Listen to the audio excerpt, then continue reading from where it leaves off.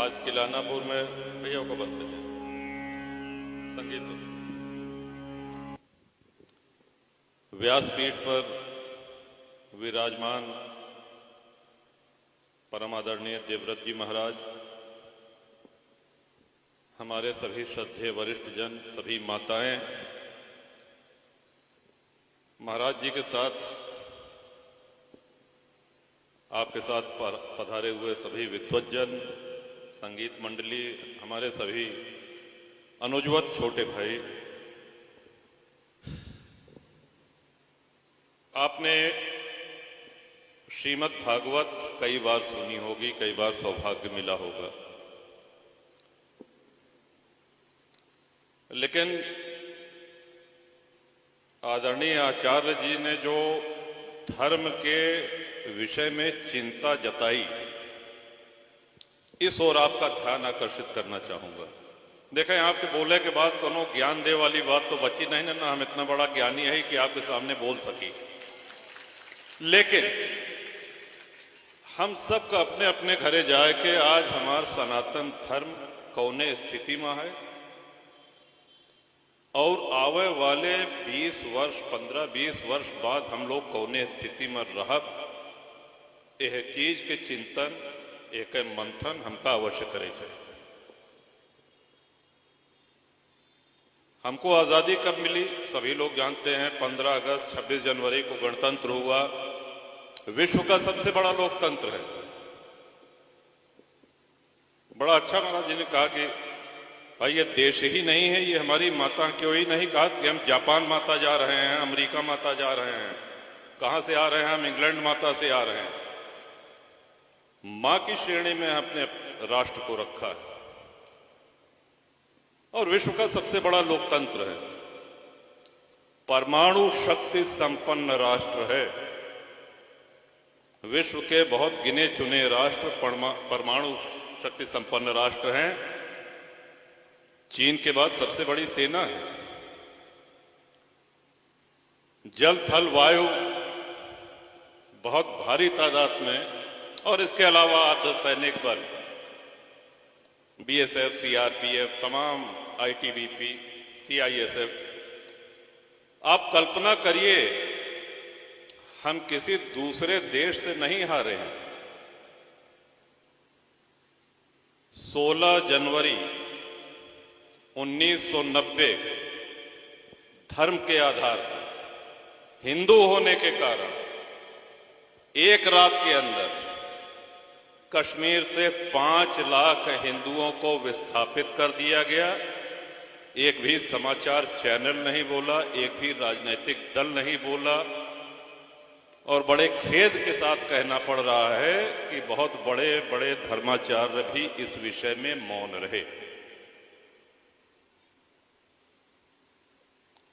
हमको इसकी चिंतन करने की आवश्यकता है। आजकल एक फिल्म आई है, बड़ी चर्चा का विषय बना है, आप लोगों ने भी नाम सुना होगा, द कश्मीर फाइल्स।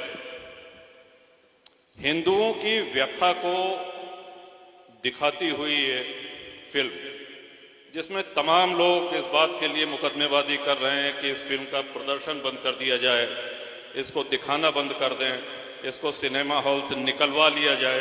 क्यों? क्योंकि हमारे ऊपर, हिंदू समाज के ऊपर जो बीता, वो फिल्म उसकी एक जीती जागती कहानी है, वो सच्चाई बताती है, और सच्चाई से बहुत से लोगों को दिक्कत होती है। विश्व में अनेक सभ्यताएं हैं, अनेक संस्कृतियां हैं, लेकिन हमारे लिए ये बहुत सौभाग्य और गर्व का विषय है कि सबसे पुरानी संस्कृति और जीवित संस्कृति हम इसलिए कहते हैं कि आज से 5000 वर्ष पूर्व, 10,000 वर्ष पूर्व, शिशु के जन्म से लेकर के उसके अंतिम संस्कार तक जो जो रीतियां अपनाई जाती थी, जो जो कर्मकांड होते थे, आज भी वही जीवित है। ये जो हम लोग धोती कुर्ता पहनते हैं या माताएं धोती पहनती हैं, थोड़ा बहुत पहनने के तरीके में अंतर हो सकता है, लेकिन जो महाराज कह रहे हैं कि सतयुग से लेकर के, त्रेता से लेकर के द्वापर होते हुए और कलयुग तक यही परिवेश तो है। संतों के ऊपर जो भगवा वस्त्र शोभायमान होता है, ये भगवा वस्त्र आज का है। कहते हैं जब धरती पर पहली बार सूर्योदय हुआ था तब भगवा ध्वज ने जन्म लिया था। और ये भगवा ध्वज हमारी श्रद्धा का प्रतीक है। ये चारों एक जीवित संस्कृति है हमारी। लेकिन क्या जीवित संस्कृति को जीवित रखने के लिए हमारा कोई अपना दायित्व बनता है कि नहीं, कि सब आचार्य गणों को जिम्मेदारी दे दी गई? हम अपने घर में अपने बच्चों से कितनी धर्म चर्चा करते हैं? आने वाले दिनों में जो संकट का सामना हम सभी को करना पड़ेगा, उसके लिए हम कितना तैयार हैं? हम बहुत अच्छे शिक्षित हैं, ईश्वर की कृपा से घर में सब नौकरी कर रहे हैं, खाते पीते घर के हैं, ईश्वर ने किसी चीज की कमी नहीं रखी है, अच्छी बात है। लेकिन हम अपने धर्म, अपने संस्कृति के प्रति कितने निष्ठावान हैं? और हम क्या, आज संचार के माध्यम आप देखें कितने बढ़ गए हैं। पहले जो टेलीफोन हुआ करता था, अब तो हर हाथ में टेलीफोन है, बल्कि हर हाथ में एक मूवी कैमरा कह लीजिए या इंटरनेट कह लीजिए, सब कुछ है।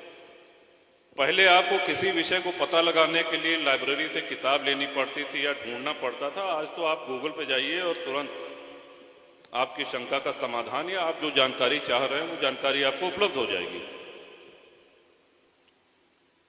इस जानकारी में आप किस दिशा की ओर अपने दिमाग को मोड़ रहे हैं, खासतौर से हम अपने अनुजों से कहना चाहेंगे। ठीक है, मनोरंजन का एक थोड़ा सा समय रखिए, लेकिन ये भी याद रखिए कि विश्व में जितनी सभ्यताएं, संस्कृति हैं, सबसे अधिक सामूहिक नरसंहार ये हिंदुओं का हुआ। सबसे अधिक विस्थापन ये हिंदुओं का हुआ है। आदि शंकराचार्य ने जब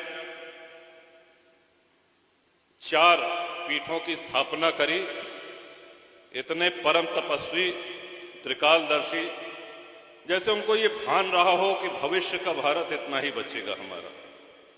आप देखें आज चारों श्रद्धेय शंकराचार्यों की पीठ है, वो देश के 4 कोनों में है। अब इसको और न सिकुड़ने दीजिए, बस यही विनती है। इसलिए कि भारत तभी तक धर्मनिरपेक्ष राष्ट्र है जब तक हिंदू बाहुल्य। हो सकता है कुछ लोग इसको कहने से कतराते हों, हो सकता है कुछ लोग इसको न कहते हों, लेकिन सच्चाई यही है। जो तथाकथित धर्मनिरपेक्षता है वो इसी कारण है क्योंकि बाहुल्य हिंदुओं का है। और इतिहास इसलिए हम सबको पढ़ना चाहिए कि हम उससे सबक लें। जो हमारे पुरखों के ऊपर बीता वो हमारी अगली पीढ़ी न झेले, इसके लिए हम सब लोगों को अपनी तैयारी, अपने पूरे मनोयोग से उसके लिए तैयार होना पड़ेगा। परिवार का विघटन हो रहा है। आप देखें कितने प्रेम से पहले एक आंगन में चारपाई पड़ती थी, पूरा घर परिवार हंसते खेलते रहता था। कहीं न कहीं ऐसा नहीं लगता है आपको कि जैसे शिक्षा बढ़ी, विज्ञान आया, वैसे वैसे हमारी बुद्धि भी संकुचित होती गई, भाई भाई के साथ नहीं रह सक रहा है, घर में अगर 2 बहुएं हैं तो उनको बंटवारा चाहिए, ये विडंबना है। और मनोरंजन के साधन आए। पहले क्या था कि दादा दादी, नाना नानी धर्म विषयक कथा कहानी सुनाते थे। आज किसी को मोबाइल से फुर्सत नहीं है। आप जो माताएं बैठी हैं स्वयं सोचें कि जितना धर्म के त्योहारों के विषय में और तीज त्योहारों के विषय में जितनी आपको जानकारी है, क्या अगली पीढ़ी को उतनी जानकारी है? और नहीं है तो इसके दोषी कौन है? दोषी हम सिखा क्या रहे हैं अपने बच्चों को? ठीक है, जीविकोपार्जन के लिए जैसा कि आचार्य जी ने कहा, आज के समय में अंग्रेजी जानना अच्छी बात है और कहीं न कहीं वो आपकी नौकरी में, आपके भविष्य के लिए वो सहायक भी बनेगी अंग्रेजी का ज्ञान। लेकिन हमारे दिमाग में ये भ्रम हो जाए कि साहब अंग्रेजी हिंदी से बेहतर है, या हमको विकसित दिखने के लिए हिंदी छोड़ के हम अंग्रेजी बोलना शुरू कर दें, इस हीन भावना से हमको ऊपर आना पड़ेगा। जो भी हमारा स्वदेशी है, जो भी सनातनी है, वही श्रेष्ठ है। इस दृढ़ भावना के साथ हम सभी लोगों को आगे होना पड़ेगा। और जहां तक प्रभु की बात है, आप देखें भगवान श्री राम राजपाट छोड़ दें, संपत्ति छोड़ दें, वनवास चला गए, आभूषण उतार दें, बलकल वस्त्र धारण कर लें, लेकिन धनुष बाण छोड़ें का? धनुष बाण का है बरे ले?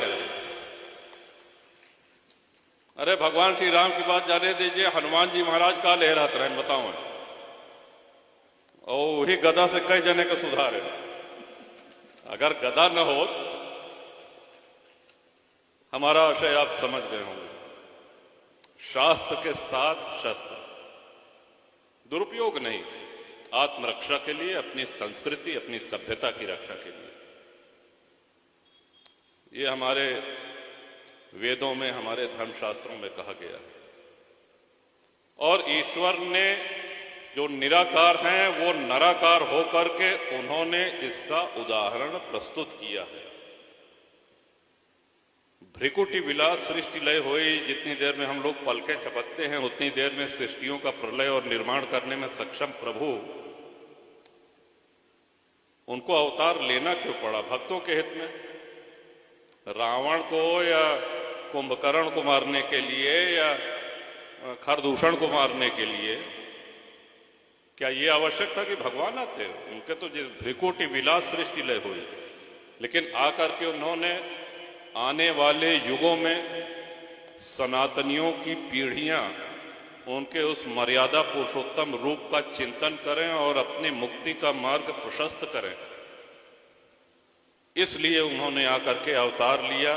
भगवान श्री राम ने, भगवान श्री कृष्ण ने लीलाएं करी, हमको सन्मार्ग दिखाया। और जैसा कि हम हमेशा कहते हैं कि ये सौभाग्य बहुत कम दिन मिलता है। आचार्य जी आए हैं, आज 9वां दिन है कि 7वां दिन? 7वां दिन, और आज विश्राम है। 7 दिन से आप सभी को सौभाग्य मिल रहा है कथामृत पान का। यानी कि 7 दिन से आप बता रहे हैं कि आपकी जीवन शैली, आप अपना जीवन कैसे जिए। और आज आपकी विदाई होगी और हम लोग पूरा भूल जाए, ऐसे तो कोनो लाभ ना हो ना। वैद्य बहुत अच्छे हैं, रोगी गए, रोगी ने अपनी नब्ज दिखाई, वैद्य ने नब्ज देखी, पित्त, बात, कफ, ये सब देखने के बाद उन्होंने जब औषधि दी, तो औषधि का पान करने पे ही तो लाभ होगा। औषधि तो आप जो बता के जा रहे हैं वो अनमोल है, अद्वितीय है, अकाट्य है, लेकिन उस औषधि का पान हम सब लोग करते रहें और अपने घर के बच्चों को कराते रहें, यही मां शारदा से कामना है।